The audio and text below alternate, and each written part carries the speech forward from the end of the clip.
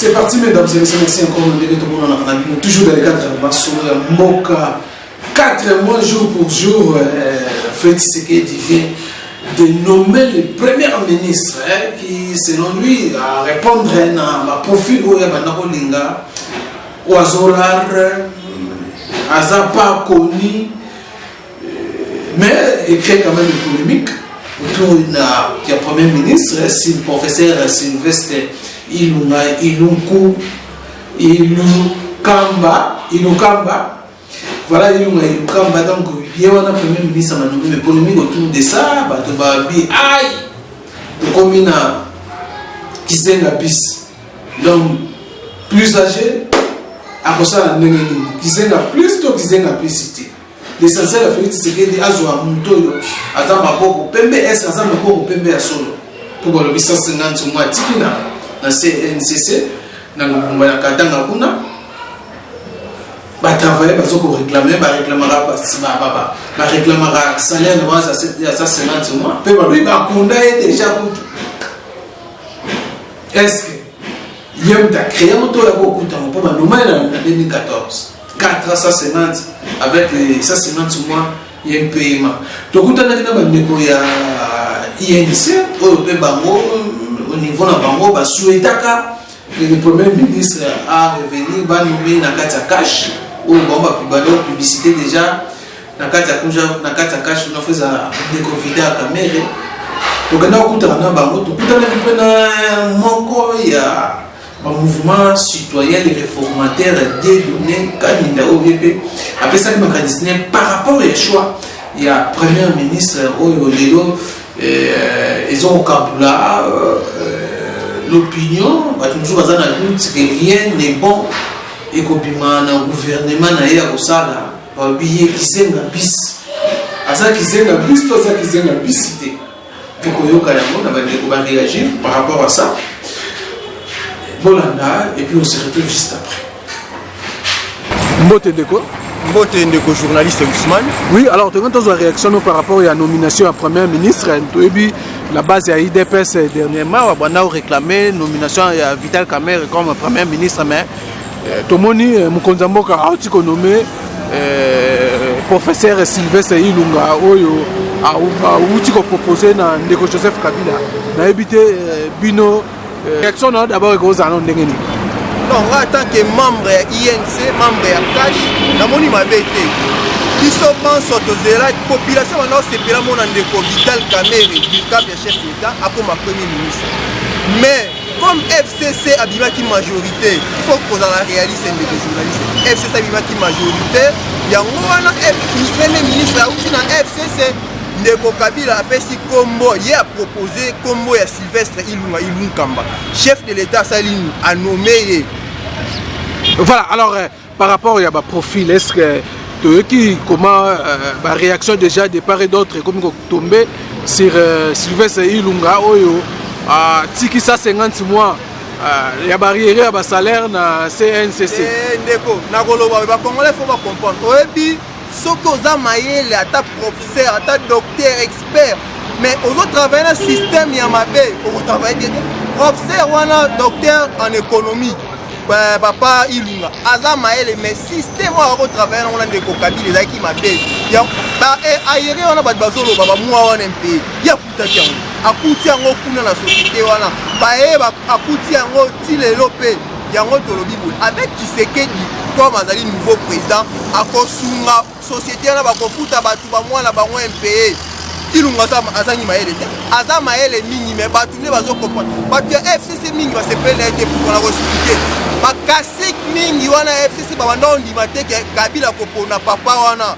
Donc, il y a qui surprendre, il y a Kopona Mouto, il y a éviter, il y a surprendre, tu connais ça, il y a un combo, et puis tu sais qu'il y a un combo, tu sais qu'il y a un Kabila, personne n'a un combo, population est lingate, personne n'a un combo, population est lingate, sinon la renommée.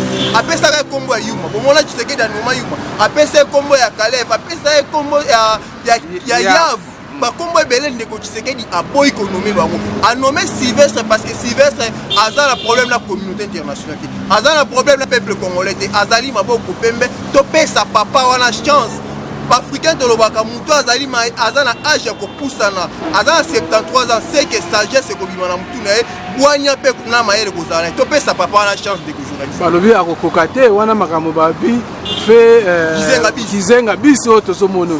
Mais attaque Gizenga Bande Congolais, éviter toujours un Maël.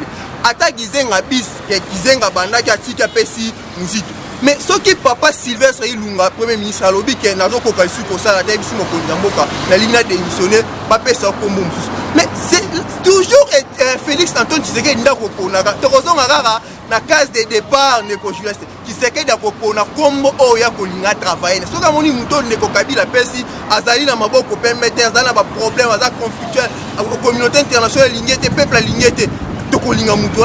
Il faut pas faire ça comme un peuple à Kosepela. Les peuples vont aller la Vital Caméra. Parce que Vital Caméra a na FCCT. Il y a un peu de combo. Il y a papa et Nabiso Ilunga. Topé sa papa la chance. Moi je crois na chef de l'État. À travers la vision, premier monde est à l'objet. À travers la vision, un chef de l'État. Vision, un programme, un chef de l'État. Tout ce polémique est dans Ndeko. Parmi, bon, au Rolo Bani Nabato, même il y a eu des acteurs politiques qui ont réagi à l'objet. Les Congolais basent un espoir que changement que ça là avec le professeur docteur en économie Sylvestre Ilunga. Non, les Congolais ont souffrir trop dans Mobutu, Ndeko Kabila 18 ans, ils ont souffrir. Il y a un espoir et qui m'a bango. Comment vivre dans le désespoir? Mais avec Tshisekedi à la tête du pays, il y a l'espoir. Moi j'ai l'espoir. Moi je crois à cet homme. Papa Ilunga Ilukamba, premier ministre au Batiwana, à travers la vision du chef de l'État, Bisto te combattre la corruption, te combattre anti-valeur, tout ça le changement. La ici ba Congolais, ba na poto, bolanda batute diaspora, la ici bino, topé sa chance. Na papa na biso Ilukamba Sylvestre, Ndeko Tshisekedi à travers la vision du chef de l'État. Totika ba polémique, tout ça la besoin Congo et Kenda Liboso, tout ça Mboka na biso et tombo moi vraiment la sengi bino to soutenir Mokonzi ya Sika Etienne Félix Antoine Tshisekedi na premier ministre na biso na gouvernement ezobima na paix d'état gouvernement Sika ezobima. Alors na habité gouvernement Sika ba critères ezano neni kaka bilonga Sika to bilonga kala Tshisekedi Félix Antoine Tshisekedi apoyi ba kombo wana ya ba miyibi ba kasik wana tout ya FCC alingi bango ta FCC Ndeko Kabila pesanga ba kombo ba travailler et c'est la FCC ba congolais bazangi ba congolais ba travailler bazali te ba bazama maboko pembe bazangi na kati ya FCC bazali kasi ba kasik wana balingi kaka bango moko ba ya ko travailler yango Ndeko Tshisekedi même papa la biso Vital Caméra lobaki yango directeur et chef d'état lobby ministre Touro ya kozala ministre esclave du peuple, c'est-à-dire obimi ministre ozobanga obimi PDG ozobanga obati au gouverneur ozobanga donc tomoni chef de l'état interpellé ba gouverneur abi chaque 3 mois et kozala évaluation et tika kosala matango ya Kabila te pendant tout mois ba gouverneur azoya ba vacances un mois ba semaine ba ko sakana na bango na mboka na kata Kinshasa mais tu sais que da beni bango to yebisi bango après 3 mois ko kozala évaluation ko sale mais après 3 mois to wando tout na bino oya te mongo oboya ko pesa na Kinshasa ko pesa ko sala na population na bino yango biso to c'est la gouvernement o ezobima ministre Touro et kozala ministre ya Kabila te à 18 ans a été ministre Touro dans la vision ya Tshisekedi. Il y a Félix Antoine, chef de l'État. Il y a un peu Sika, un vent nouveau. Il y a un Sika. Tous ces là, les Congolais, le changement de Lukaki. Il y a un ici. Ok, merci Ndeko. Merci Ndeko, journaliste. Yo moni d'abord le point de nouveau premier ministre. Le problème il y a bateau baza sans tâche. Mais c'est sans tâche de benga Félix Antoine Tshisekedi maboko pembe. Oya ibate, oya bomate. Aza maboko pembe ayepe a nommé premier ministre aza maboko pembe ayibate abomate yango wana topesi longonya mingi pe to féliciter le nouveau premier ministre pour remercier chef de l'État pour un choix judiciaire pour premier ministre azalaki ko o ba population bazalaki ko attendre à répondre na ba préoccupation na bango ye wana to silaki ko soye. Voilà, alors par rapport à la critique, comment Félix Tshisekedi peut nommer ministre au Yatiki na batu ya banyongo ya CNCC na Lubumbashi à 150 mois. Aza modalité même F Basaï bazwa koloba que non ba Congolais va espérer na changement te na gouvernement oyo. Moto wana problème ezali wana na CNCS wana ebandi kala diuta Mobutu ya ba chemin de fer. Bazolo ba 150 mois d'un paiement ya sali obe 4 ans. Na 4 ans wana ndende kwana kusamba balatise charge nyonso ya kala wana le kaka. Ezali makambo lokuta bazolo ba bi moto. Soki bazolo na problème même dans le poto lorsque vous voulez tuer votre chien beaucoup acquisé na rage. Ezali makambo ya lokuta makambo ezali wana na onatra na SNCS wana ezali makambo banda kala depuis 1982 bango bayeka kana gestion wana moyen ezala quitté donc eza makambo lokuta bo épargner premier ministre na biso ya sika na makambo wana nyonso ezali koloba. Est-ce que lelo par rapport à polémique autour ya alliance FCC Cash balobi mais pourquoi pas Félix a nommé na kata Cash kaka za ko se soumettre na ba oyo ya ndeko Kabila za ko yebisa yango yepa za ko sala za ko senga coalition. Nous sommes en coalition. Mais on va rappeler tous les tous les postes minés. On va rappeler tous les postes, c'est un pouvoir discrétionnaire la renommée moto ya lingi. Bango ba côté revolver renommé moto bango ba boy. Na ba ministère to ko sereto to mona bandeko ya INC na kati bandeko ya IDPS donc cache dans son ensemble na bandeko mususu la société civile. Mokonzi alobaki ke aye wana pona règlement des comptes te. Mo bato nyonso couche nyonso et ko se retrouver na gouvernement et puis qu'on s'allait étonner de ce que moni bande qu'on a vu sur un ngambu mususu ala pe ba yeba participer pour l'émergence à Congo. Po tolanda ki mo kontina bango akitaki déjà na Congo le président Moïse Katumbi alobaki te mboka etambolaka na ba chauffeur mibalete mutuka etambolaka na ba chauffeur mibalete donc mutuka ezala ko bena chauffeur moko donc cela veut dire Congo ezala obena mokonzi moko o babengi Félix Antoine Tshisekedi Tshilombo. Voilà ezala kola batinde bazoba ke toana deux présidents. Non, c'est faux, c'est faux. Yanga lobaki bongo. Nous avons qu'un seul président o ezala qui élu massivement et l'homme le plus populaire du Congo. Il a prouvé cette popularité na urne.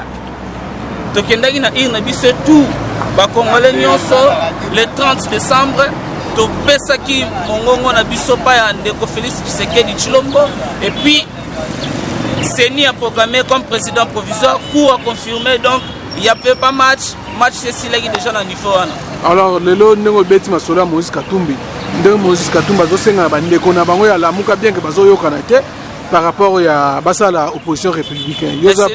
Pour le lot, tu as confirmé, on a un gouvernement. Mais c'est cause à l'indiscipline, quand les coordonnateurs à Sobengabino, Tuboyago Sangana, dans l'Ingomba Moko. Mais pourquoi refuser?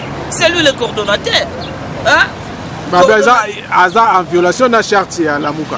Charte ni na la Mouka. La Mouka, il faut pas changer d'objectif. Ma vérité désir na baloba quitter batika yango ba ken opposition républicaine.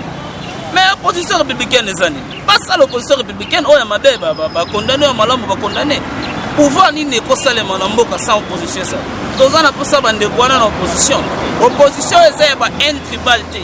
Opposition est caractérisée dans la jalousie. Donc on a une opposition sérieuse, opposition républicaine, opposition des valeurs. Voilà, merci mon Mboka. Merci beaucoup Ndeko. Bonjour Maître Basile. Bonjour. Oui Maître Basile, Premier ministre, contrairement à Ndenge Bino Bouanako Kanissa, l'autre fois, tout ça là il nous interpelle pour compter sur Vita Kamer, mais l'autre moni. De éviter Moutou Moussoussou, Ilunga, Sylvestre Ilunga, le professeur, nommé Premier ministre. Bino Sali d'abord, Bino Ndengenini, les choix, les choix moraux cadrés, Nandenge, vision et chef de l'État. Ndenga Ban Moutabanda Roluka. Merci, journaliste, pour la question. Nous vous signalons que nous sommes en train de féliciter le chef de l'État pour les choix qu'il a jetés auprès de la personne du professeur Sylvestre Ilunga. Vous avez posé la question, vous avez dit que nous, les membres de l'ILC, et la base réclamaient la nomination de VK ou Vital Kamerhe comme Premier ministre. Mais lui-même, Vital avait répondu à cette question en disant, là où je suis mieux alors ce n'est pas la fonction qui fait l'homme, c'est l'homme qui fait la fonction. Donc, il est là où il est, il travaille mieux et puis il est à l'aise. Nous avons salué la nomination du Premier ministre.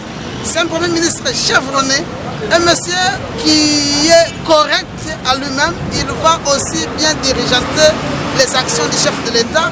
Parce que moi, vous avez vu, aussitôt nommé, il a pris la parole, il a répété les axes du chef de l'État. Donc nous sommes contents et nous sommes derrière lui, nous nous soutenons. Il va amener la vision du chef de l'État, il va concrétiser donc notre vision et le peuple d'abord. Donc nous sommes dans la joie parce que l'oiseau rare que le président de la République cherchait, il l'a retrouvé, il est là. Avec 150 mois d'arriéré qu'il a laissé au niveau de CNC na Lubumbashi. Le DG, ou l'ancien DG, l'actuel Premier ministre, il a hérité aussi les mêmes problèmes parce que la plupart des entreprises publiques de l'État congolais connaissent les mêmes problèmes.